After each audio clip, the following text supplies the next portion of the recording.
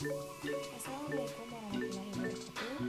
Perkenalkan nama saya Anissa Balahanti dari NPM A1E02000006. Pada kali ini saya akan menjelaskan tentang pemahaman saya mengenai bimbingan konseling sebagai tugas ujian akhir semester mata pelajaran bimbingan konseling.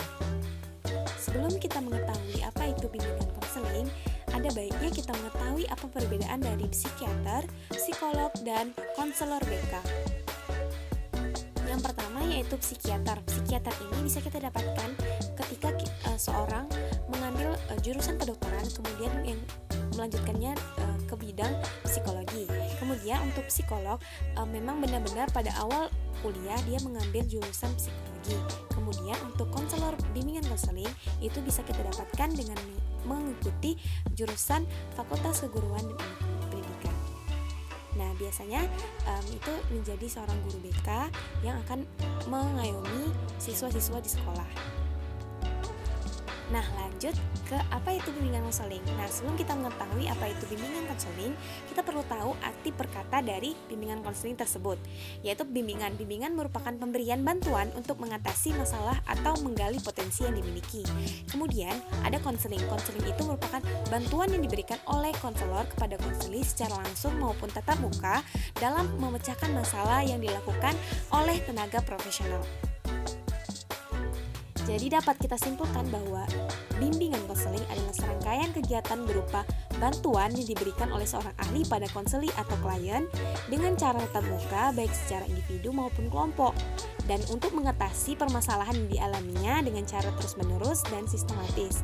Karena dalam prosedur bimbingan konseling kita harus memahami klien tersebut terlebih dahulu, kemudian baru memberikan apa yang akan dilakukan bersama. Nah, selanjutnya kita akan membahas apa itu tujuan bimbingan konseling.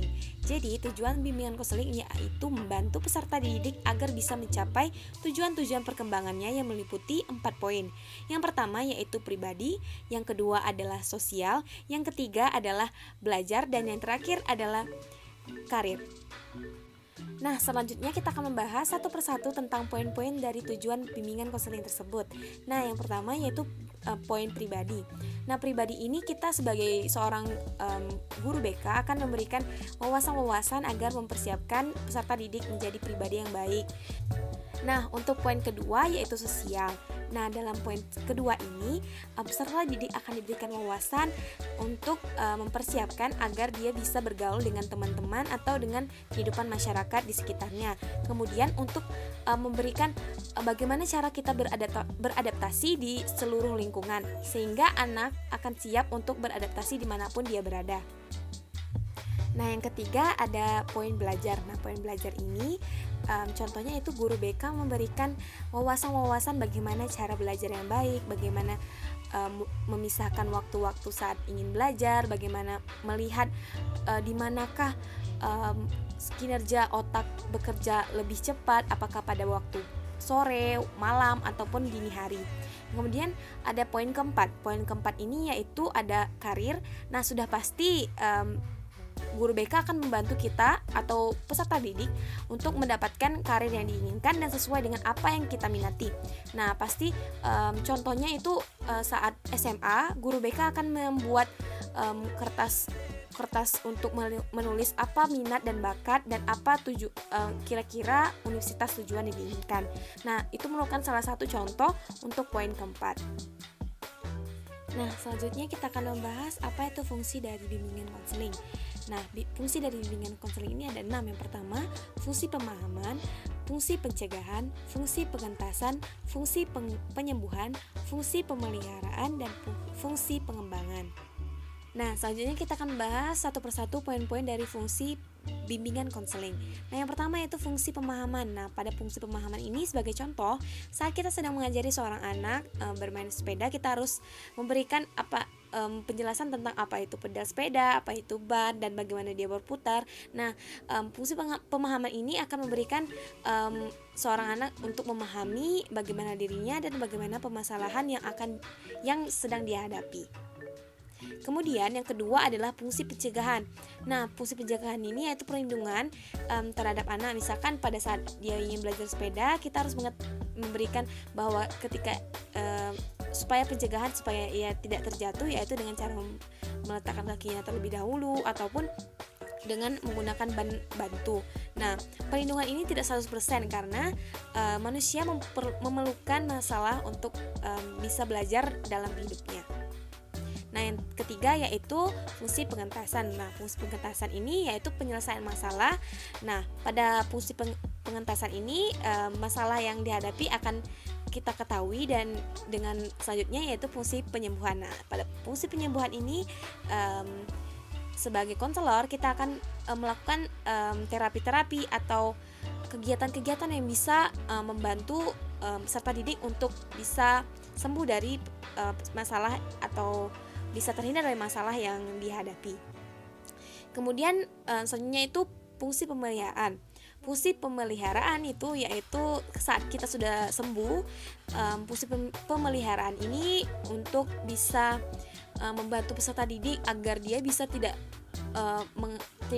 mengalami masalah yang sama dan bisa untuk bisa terbiasa dengan masalah yang dihadapi. Nah, yang terakhir yaitu fungsi pengembangan. Nah, fungsi pengembangan ini yaitu peserta didik bisa move on dari masalah yang dihadapi dan bisa mengembangkan dirinya. Nah, kita bisa memberikan contoh-contoh kegiatan positif dengan misalkan melakukan kegiatan olahraga atau kegiatan-kegiatan yang ia minati di sekolah maupun di rumah. Nah, setelah kita mempelajari apa itu bimbingan konseling, apa itu tujuan dari bimbingan konseling, apa itu fungsi dari bimbingan konseling, kita akan mengetahui bagaimana proses bimbingan konseling antara konselor dan konseli seperti pada video berikut. Aduh, kalau dilihat-lihat nilai si Caca ini selalu turun. Biasanya nilainya itu bagus-bagus dan tidak remedial. Aneh, bagaimana ya? Caca, nah, sikapnya juga sekarang jadi malu-malu dan tidak mau berkomunikasi dengan saya lagi. Saya harus tahu cari permasalahan yang sekarang dia hadapi. Nisa, kamu tahu nggak apa yang dilakukan si Caca akhir-akhir ini? Ibu lihat dia tuh sering berdiam diri, malu, terus nilai-nilainya juga turun. Apakah kamu tahu apa yang terjadi padanya? Itu, Bu, setahu saya si Caca sekarang mainnya sama Angel dan teman-temannya. Mungkin terjadi sesuatu di sana, Bu. Tolong Bu periksa, soalnya saya juga kebingungan sama si Caca sekarang kayak gitu sekarang. Oh, terima kasih ya, Nak. Nanti Ibu coba bantu ya si Caca. Kamu kalau ada berita-berita atau informasi lain boleh kasih tahu sama Ibu ya. Setahu saya ada berita dan tadi saya melihat si Angel mengajak si Caca untuk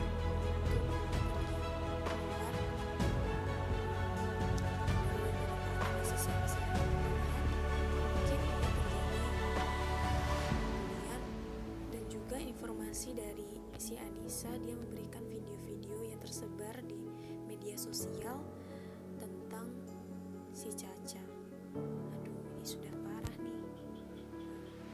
Harus segera dilakukan masalah. Ini sudah pasti pembulian yang dilakukan oleh si Angel kepada Caca. Mungkin karena si Caca itu memiliki nilai yang bagus,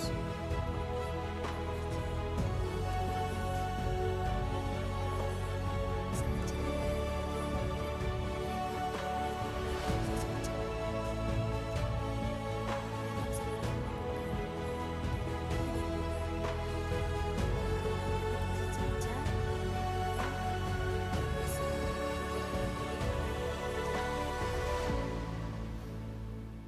Masya Allah, nilai Caca udah bagus juga. Dan juga Caca. Iya, Bu. Kenapa, Bu? Enggak, Ibu cuma manggil aja. Terus Ibu juga mau kasih tahu kalau nilai kamu udah bagus. Bagus banget, Caca. Oke deh, sip banget sih kamu. Pergi sana. adalah contoh bimbingan konseling yang dilakukan seorang guru dengan seorang anak yang bernama Caca dan dibantu oleh temannya bernama Nisa. Nah, pada kasus ini bisa kita lihat pertama yaitu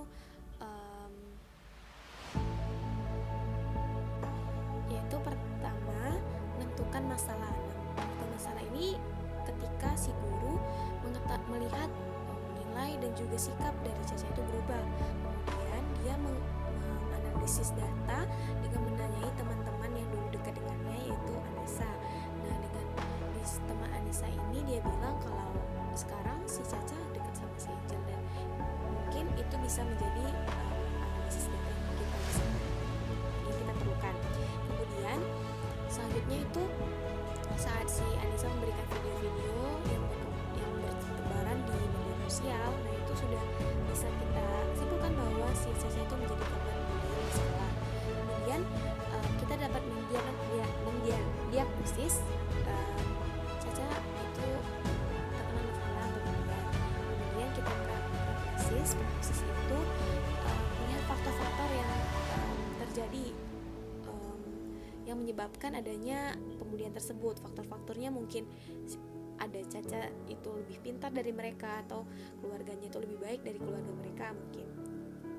Kemudian yang terakhir adalah evaluasi. Nah, evaluasi ini kita bisa melihat apakah ada perubahan atau adanya perubahan yang signifikan dari si Caca ini. Nah, bisa kita lihat tadi nilainya sudah bagus dan dia juga menjadi siswa yang ceria. Nah, itulah pembahasan dari masalah dan contoh interaksi konselor dan pasien atau klien dalam bimbingan konseling di sekolah. Baik, terima kasih kepada Bapak, Ibu, dan teman-teman yang sudah menonton. Semoga bisa menjadi ilmu yang bermanfaat. Wassalamualaikum warahmatullahi wabarakatuh.